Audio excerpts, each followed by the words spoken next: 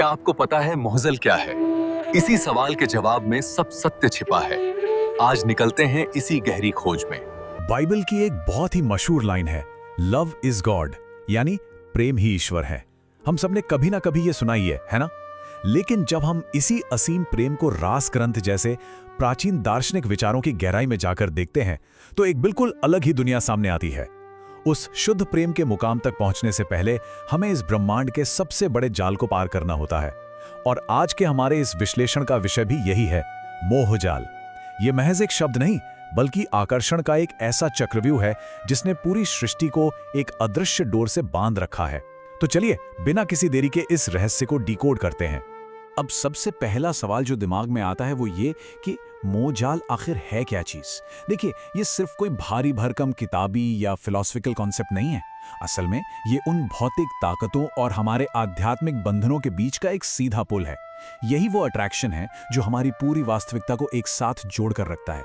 इसे समझना इसलिए भी बहुत जरूरी है क्योंकि सच तो ये है कि ये हमारे आसपास हर सेकंड, हर पल अपना काम कर रहा है। पूरे ब्रह्मांड का कोई भी हिस्सा इस जादुई खिंचाव से अछूता नहीं है। तो इस आकर्षण के चक्रव्यूह को थोड़ा और करीब से देखते हैं। विज्ञान की किताबों में जिसे हम ग्रेविटी या गुरुत्वाकर्षण कहते हैं, कमाल की बात यह है कि अध्यात्म की भाषा में वही मोह तत्व है। जरा सोचिए, एक पत्थर जमीन पर क्यों गिरता है? क्योंकि उसका पृथ्वी से मोह है। आग की लपटें हमेशा सूरज की तरफ यानी ऊपर की ओर ही क्यों लपकती हैं? या पानी हमेशा समंदर की तरफ क्यों बहना चाहता है? ठीक इसी तरह इंसानी बर्ताव भी हमारे अंदर बहने वाले हार्मोन्स और पंच तत्वों के खिंचाव से ही तय होता है। ये एक ऐसा यूनिवर्सल मैग्नेटिक पुल है जिसे मोह तत्व का नाम दिया गया है। यानी जो अट्रैक्शन हमें साइंस में दिखता है, वही स्पिरिचुअल दुनिया का सबसे बड़ा जाल भी है। अब प्राचीन ग्रंथों के अनुसार इस आकर्षण के 3 अलग-अलग स्तर या लेवल्स बताए गए हैं। ये 3 लेवल्स बहुत ही स्पष्ट हैं। पहला है मोह तत्व। इसे आप एक मकड़ी के जाल की तरह समझ सकते हैं। हमारी शारीरिक इच्छाओं, भूख और वासना का वो भौतिक खिंचाव जिसके एंड पॉइंट पर सिर्फ काल यानी मृत्यु खड़ी है। लेकिन जब कोई इससे ऊपर उठता है तो दूसरा लेवल आता है, योग माया। ये एक ऐसा आध्यात्मिक स्टेज है जहां वक्त जैसे ठहर सा जाता है, बिल्कुल वृंदावन की रास लीला की तरह। यहाँ दुख सुख का एहसास तो है, कोई परमानेंट आनंद नहीं। और अंत में आता है सबसे ऊंचा और अल्टीमेट लेवल, इश्क। ये शुद्ध शाश्वत प्रेम है। ये उस भयंकर सुनामी की तरह है जो बाकी हर चीज को अपने अंदर खींच लेती है और जहां पहुंचते ही दुनिया के सारे सांसारिक बंधन हमेशा के लिए टूट जाते हैं। लेकिन इस जाल का एक मास्टरमाइंड भी है और वो है हमारा अहंकार। होता क्या है कि जब भी ध्यान लगाने या ईश्वर की ओर चलने की कोशिश होती है तो सबसे पहले हमारा अपना मन ही बेचैन होकर रास्ता रोकता है। चलिए मान लीजिए कि किसी तरह मन को शांत कर भी लिया तो तुरंत हमारा चित्त यानी सबकॉन्शियस माइंड एक्टिव हो जाता है। इसमें ना जाने कितने जन्मों की यादें और संस्कार भरे पड़े हैं। इसे पार करने की कोशिश करें तो हमारी बुद्धि अपने 1000 लॉजिक्स और तर्कों के साथ दीवार बन जाती है। और अगर कोई इन तीनों से भी पार पा ले तो फाइनली सामना होता है इस मोहजाल के असली बॉस से, और वो है अहंकार यानी ईगो।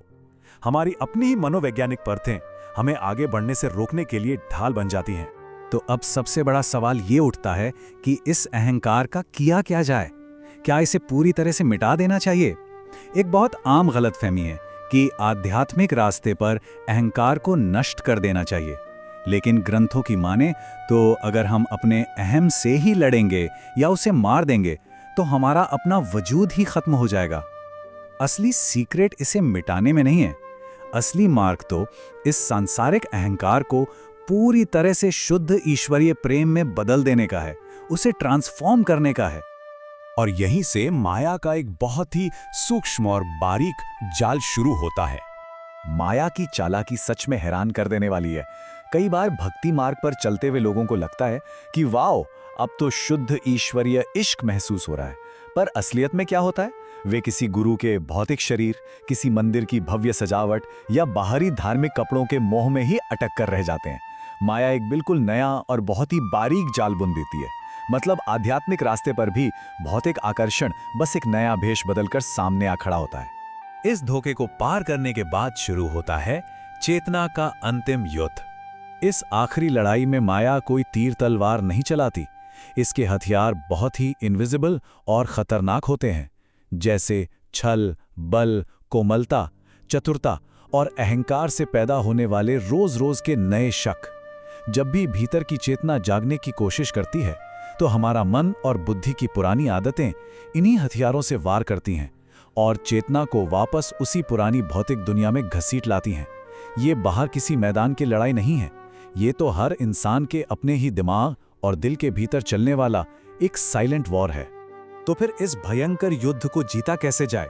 इसका सिर्फ और सिर्फ एक ही सॉल्यूशन है, वो ये कि बाहर चल रही इस दुनिया की मायावी फिल्म से खुद को पूरी तरह डिटैच करना होगा। जब तक इन बाहरी आकर्षणों को जड़ से नहीं काटेंगे, तब तक जीत की कोई गुंजाइश नहीं है। बाहरी अट्रैक्शन को काटकर एक शुद्ध अवस्था में प्रवेश करना और अपने भीतर गहराई में उतरना ही उस फाइनल स्टेज तक पहुंचने का इकलौता रास्ता है। अगर इस पूरे विश्लेषण को समराइज करें तो बात इन दो अवस्थाओं के अंतर पर आके टिकती है। एक तरफ है मोह, ये लगाव का वो सांसारिक इल्यूजन या भ्रम है जो हमें सिर्फ भौतिक बंधनों और फाइनली काल यानी मृत्यु की तरफ धकेलता है। ये पूरी तरह टेम्परेरी है। और दूसरी तरफ है इश्क, वो शुद्ध, अद्वैत, ईश्वरीय प्रेम जो सीधे शाश्वत पूर्ण मुक्ति का रास्ता खोलता है। सांसारिक लगाव और ईश्वरीय प्रेम के बीच का ये फर्क वाकई बहुत गहरा है। और आखिर में इस बेहद शक्तिशाली विचार के साथ आज का ये विश्लेषण हम खत्म करेंगे। मोह वो आकर्षण है जो काल की ओर ले जाता है। इश्क वो आकर्षण है जो पूर्ण ब्रह्म से मिलाता है। अब ये चॉइस हम सबकी अपनी है। हमें खुद से ये पूछना चाहिए कि हमारे रोजमर्रा के आकर्षण हमें एक अंतहीन भ्रम की तरफ ले जा रहे हैं या फिर परम सत्य की ओर। ये बहुत गहराई से सोचने वाली बात है ना? आज के इस डीप डाइव और विश्लेषण में साथ बने रहने के लिए बहुत बहुत धन्यवाद।